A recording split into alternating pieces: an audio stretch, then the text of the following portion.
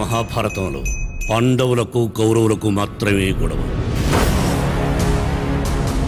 వాళ్ళు కొట్టుకుని ఎవరో ఒకరు చనిపోయి ఉంటే బాగుండేది. కానీ వాళ్ళ మూలంగా జరిగిన యుద్ధంలో అటు ఇటు కొన్ని లక్షల మంది సైనికులు చనిపోయారు. పురాణాల్లో వాళ్ళు చేసింది తప్పైతే ఇక్కడ నేను చేసింది కూడా తప్పే.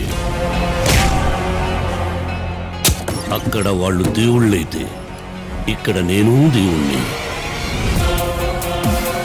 ఈరోజు తెల్లవారేలోపు వాళ్ళు ఈ అమాయకులందరినీ దారుణంగా చంపేస్తారు. రాయి రప్ప విసుపు ముక్క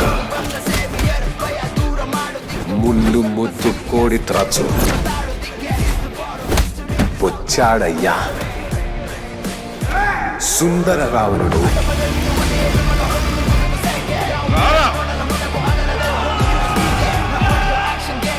కున్నుంపురంలోని కొండ వాగు చెట్టు చేమ పుట్ట అన్ని మన మనసుకు ఎంతో దగ్గరైనది. దక్షిణ గాలి భారీ వర్షం ఒకేసారి విరుచుకుపడ్డా ఈ కొండల మీద ఉన్న చెట్ల గుంపులకు ప్రాణాలు సైతం అడ్డుపెట్టి కాపలా కాసేది మనుషులే. వాళ్ళని ఎదుర్కోవడానికి మన ఆయుధం ఈ మట్టేరా. తిని కుండెడ రక్తం దాగే రాక్షసుడి గురించి ఎప్పుడన్నా విన్నావా? నేను చూశాను. కొమ్ములతో ఆడి కథనాడే రాసుకున్నాడు.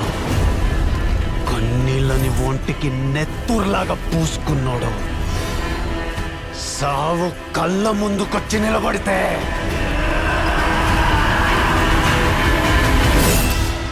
కత్తిలేసి కలబడినాడు. కనబడ్డాడా?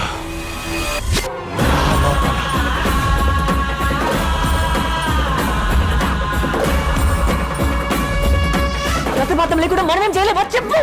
రక్తపాతం లేని దగ్గర మనిషి పుట్టుకలోనే ఉంది.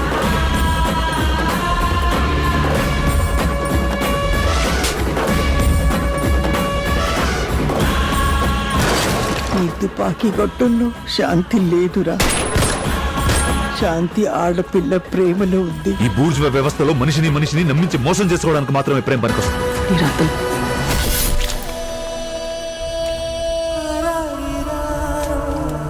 వేద అతనికి భయం అంటే ఏంటో తెలియదు, క్షమించడం కూడా తెలియదు.